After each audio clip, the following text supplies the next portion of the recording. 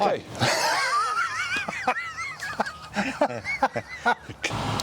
So this morning we're in the regional town of Albury in Victoria. New South Wales. Oh. So this morning we're in the regional town of Albury in New South Wales, and we're on our way to Temora for the air show tomorrow, but we thought we'd stop today and have some more fun with our new gear, and we decided we'd set ourselves a little challenge. Mark, if you'd like to explain what the challenge is for the day. We have decided to use our new toys, stroke cameras, exclusively with the RF24-105, which for many people, not just in Canon but across all different genres, that's been a typical kit lens for many years, and a great lens to use in street type settings. So we are restricted to one lens today. We're going to give ourselves 45 minutes to walk around a town that neither of us are familiar with, and the aim is to capture 3 images each. It can take a lot more than that, obviously, but we want to finalise a list of 3 images each that best represent a rural regional centre such as Albury. So we're looking for images that you wouldn't get perhaps in Melbourne or Sydney. And it's a challenge because we're going head to head. I mean, obviously winners are grinners, so I'll be grinning come the end of this, but I am, of course, up against a Jedi Master, a professional photographer. I'm the underdog. I don't think so. But no, the aim really was to have fun, challenge ourselves with our new gear.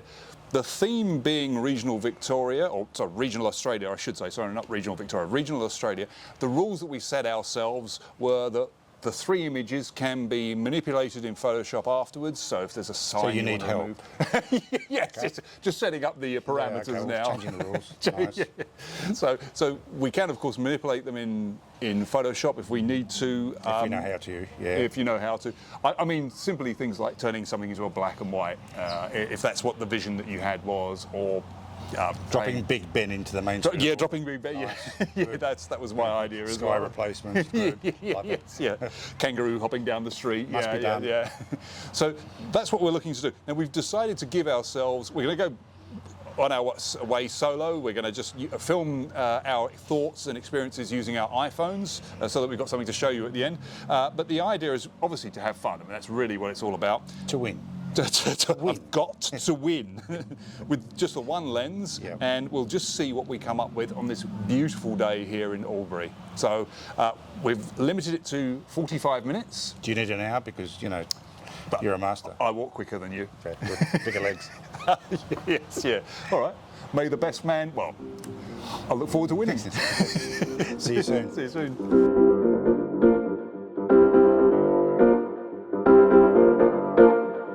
So, got my challenge, got my 24-105, regional Victoria, regional Australia I should say, in Albury. So we've got 45 minutes to get those 3 images, of which one will be shot of the day, so high stakes, lots to focus on. Crossing over this side because I like this building and I like the light. Might be able to get something from that, particularly the beehive buildings at the top.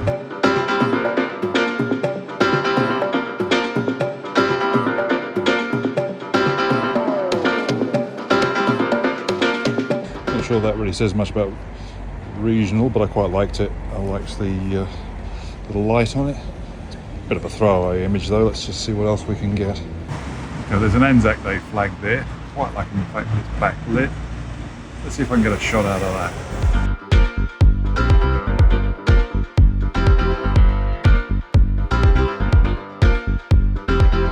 Okay, so I'm going to argue that this post office building is regional Victoria or regional Australia.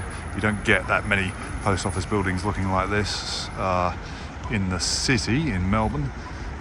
So let's see if I can do something with this architecturally, maybe some detail shots too.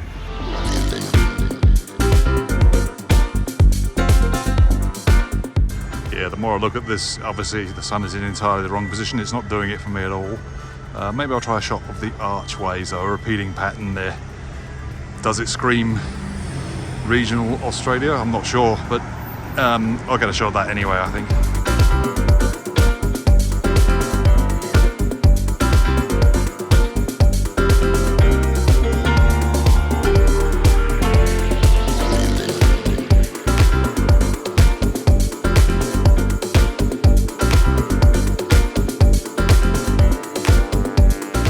This I do like. This is obviously very Australian. I like the statue, I like the light, and I like the sort of framing with the green. So this might well work for me. I'll try a few shots here.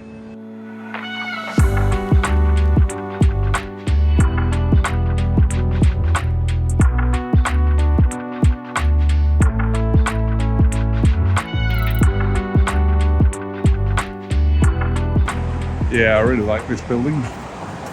It's an interesting little cafe now, but does it scream regional Australia? I think it probably does, but most of all, I suppose I'm looking for interesting photographs, and to me, I like the light on it, I like the contrast, beautiful.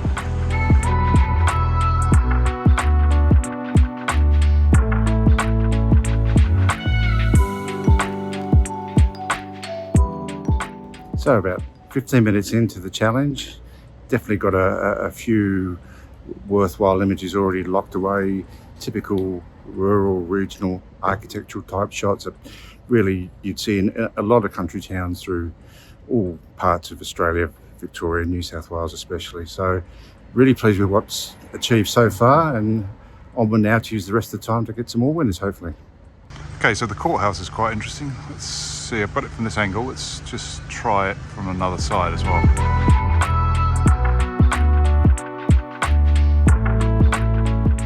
Okay, so there's an Art Deco building across the street here, which is the brewery, well, isn't it? Yeah, I think it's a pub.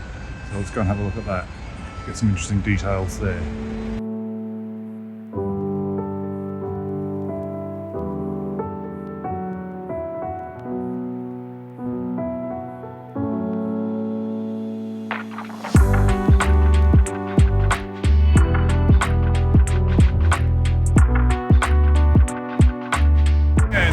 There's a man who's going to lose this challenge. He's definitely going to lose this challenge. So as big as Albury is, I've just seen Michael across the road. We've crossed paths a few times in our short stay here, so we're probably going to have a lot of very similar images, which tells me we're going to have one cracking shot between us that really becomes the winner of the day. So in the little time that we have left, I'm going to press on and really see if I can get that image. Okay, so here's an interesting building. You could argue that regional Victoria is a mix of old and new, so I might take a few pictures here. I just like the architecture.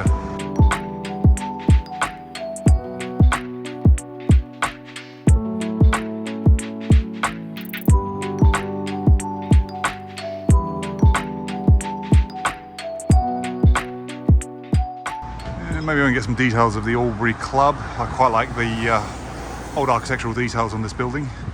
Let's see what I can get.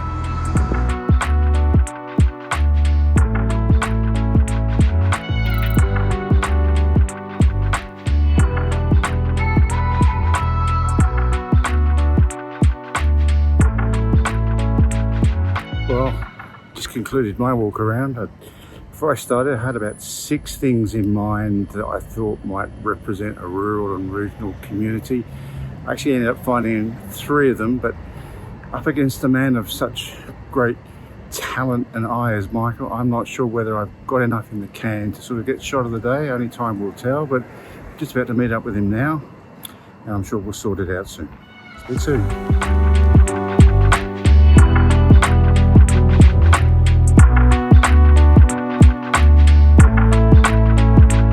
So we're back.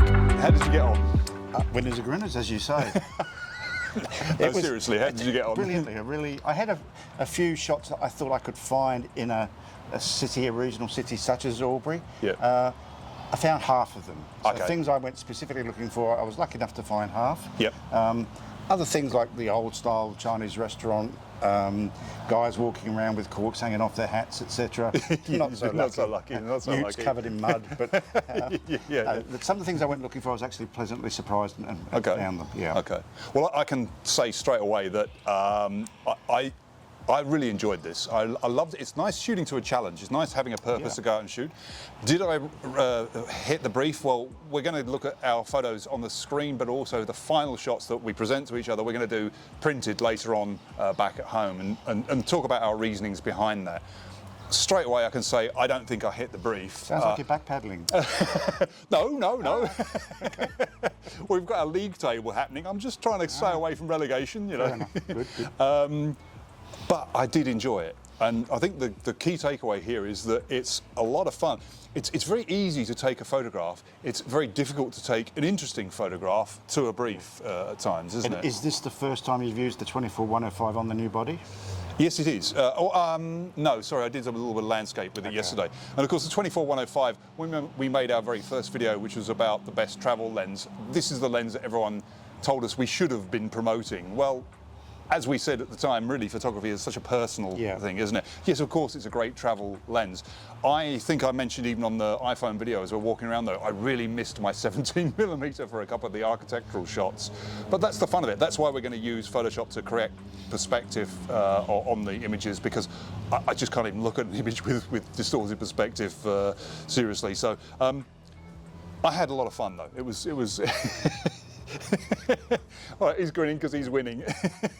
So we'll wait and see how we turn out with the shots. Yeah, for sure. Did you shoot with a particular like black and white in mind, or what was your thoughts? Just shooting? No, I think there's a lot of old bluestone type buildings. There's the ochre brick 1930 style banks, etc. It would be criminal to take those back to black and white. But I want to see those sort of colours that from decades past in architecture. So I wasn't thinking black and white typically, no. Okay, and that's another serious question. How did you feel about the time constraint? Did that help your creativity, do you think? Yeah, you definitely get a wriggle on, and you don't stand and compose and think so much as you're moving around constantly. And I love having a time limit. I think that it may not work for every challenge that we do, but for this particular one, to kick off that whole concept of challenging each other with different gear, great idea. Well, that's the thing, is it? We're going to take these challenges not only against each other, but we're ultimately going to invite you to join in on our future challenges. They won't be set in Albury, because I'm quite sure some of our viewers won't be anywhere near Australia, but the concept will be the same, and that's something we're looking forward to rolling out in the coming months, isn't it? Our challenges, which again, purely for fun, but also hopefully you will learn something from doing it. I think every time you go out and you press the button, you learn something about your new gear, about your camera, but also about learning to see. All fair comments, yes. But looking forward to the proof in the pudding now, to printing them off. You mean when you win? After you've heavily processed whatever you need to process. What do you mean when you win? Just sitting here quietly. Okay. Sounds good. Well, I look forward to it. So we're going to, I haven't seen your shots, you haven't seen mine. We're going to wrap this portion of the video up when we're back at home base.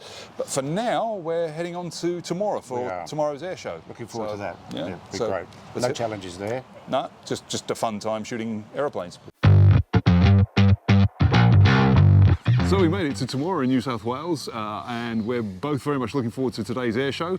Looking forward to putting the R5 Mk II through its paces with aircraft instead of birds this time. Yeah, I think it's the last day of the 4 days of testing and running around Victoria, New South Wales. And yeah, very keen to see how the camera's going to go in its final test, but already convinced that this camera's an absolute winner and a vast improvement over the original R6. Yeah. But yeah, looking forward to today. Yeah, sounds good. I'm going to film today on a little bit of this on the GoPro, which I love having with me as well. So we'll get some inside shots of them inside the museum too.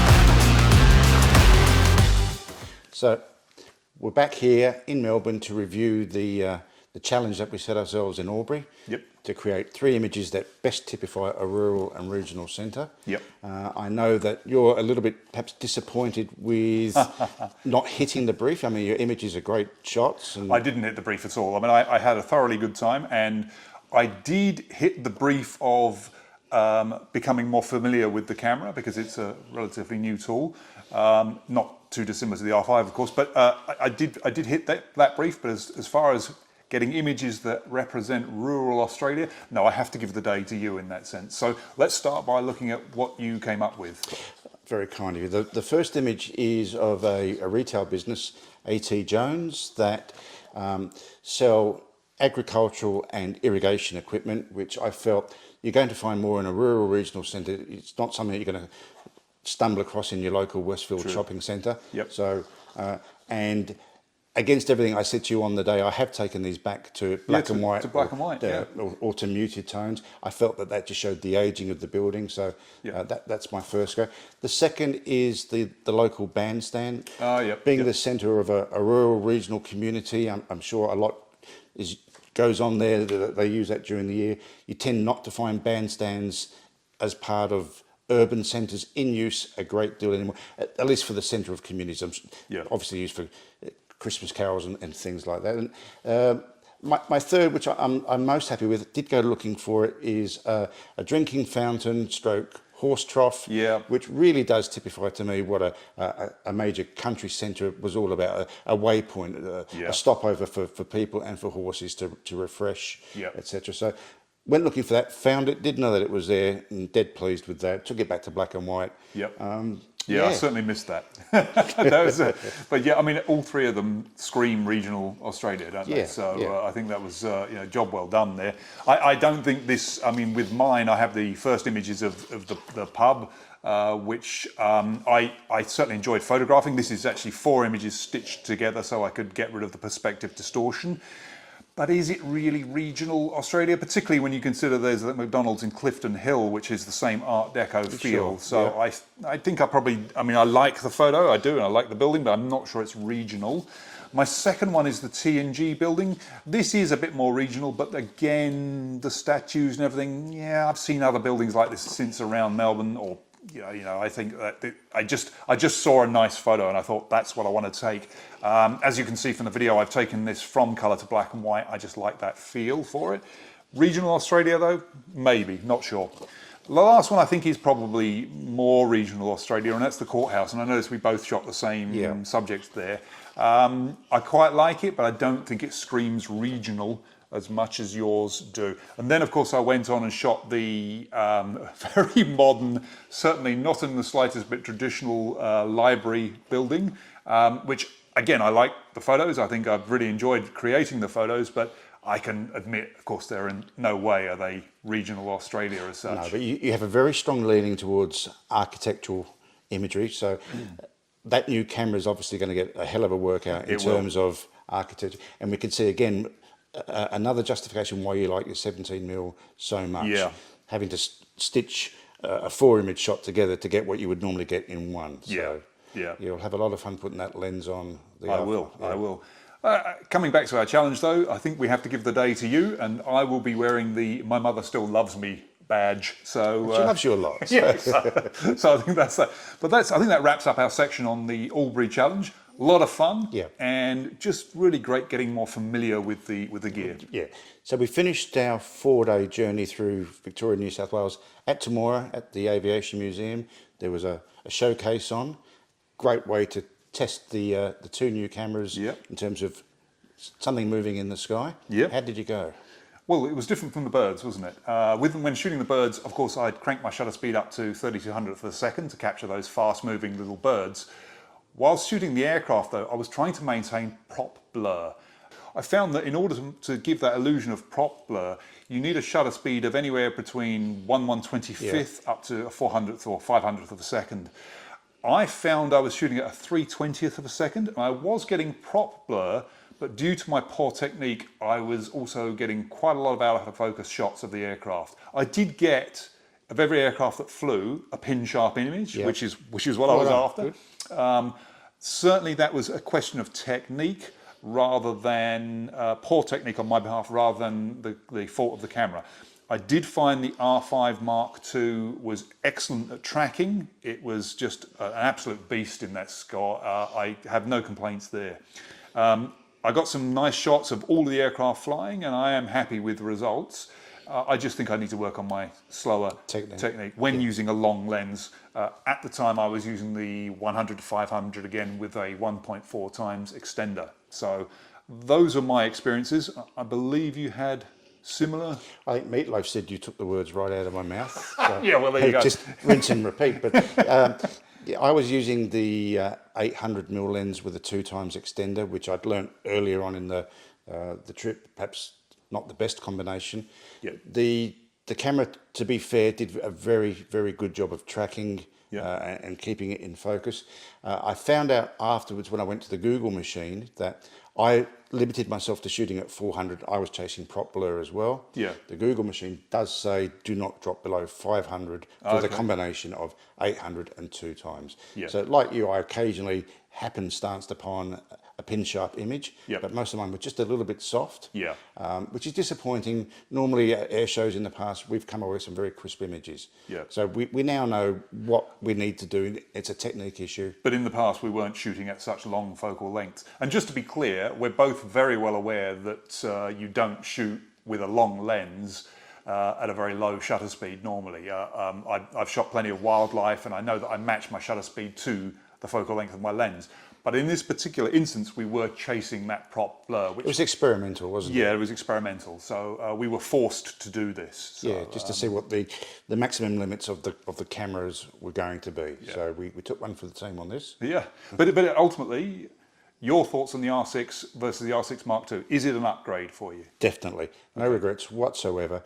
Just in terms of, as I've said all along, my favourite types of photography, birding and aviation, having the fast burst rate and the improved tracking capabilities on this camera, that alone, those 2 points alone, make it a significant upgrade over the R6. Very happy. I think I'd have to say the same with the R5 Mark II. For me, it was the improved autofocus, the eye tracking. I find that to be amazing. I like the fact that it registers my eye and I can, where I look, it focuses. That was worth it for me, and it has been worth it for me when shooting in an industrial situation. If I want to flick from one person to another and I want to shoot that person and then I want to shoot this person, it makes it very easy. I don't have to move my thumb on the back or scroll around the screen. I find that very, very handy. The burst mode was fantastic when capturing my swallow shots and when capturing endless pictures of the airplane. So that was fantastic. I would just like to address, I know that a lot of people have said, but there's more noise in the R5 Mark II. I did notice a little bit more noise in it, but by the time I'm noticing noise, then I'm going to be removing it using Enhance in Photoshop, in Adobe Bridge or DxO Pure Raw or Topaz Labs anyway. So it doesn't actually bother me, and I don't think it's in any way a deal breaker. It certainly is an upgraded camera for me, and I will continue to use my R5 to record this end as a backup camera, of course. But so what sort of ISOs are you happy to push up to with that camera? I mean, a lot of the bird pictures I've been taking, 12,800, I've got some very clean images out of that. 25,600, very clean images. At 512, I'm finding on any camera they're a bit mush, so it's not something I really would want to be printing, but I don't have an issue taking the ISO up to a high level anyway. I know that there are a lot of people who also say, well, just live with the grain, and I kind of agree with that to an extent. It depends on the type of photography you're doing, but it might be interesting actually to do a challenge where we do introduce grain in our images and shoot in low light situations and just leave it and see how it goes, because it's not something that bothers me. No. And I think rolling forward, challenges are definitely the way for us now. Yeah, I think so, because I think the more you challenge yourself to develop your eye, learn your gear, your photography is just going to improve. Improve, exactly. So thank you very much for staying with us across the 2 videos, the 4 days. We hope that you had a fun time, as we certainly did making this video. If you can and you haven't already, please do subscribe and send us any comments that you've got from watching these 2 videos. Thank you very much. See you in the next one.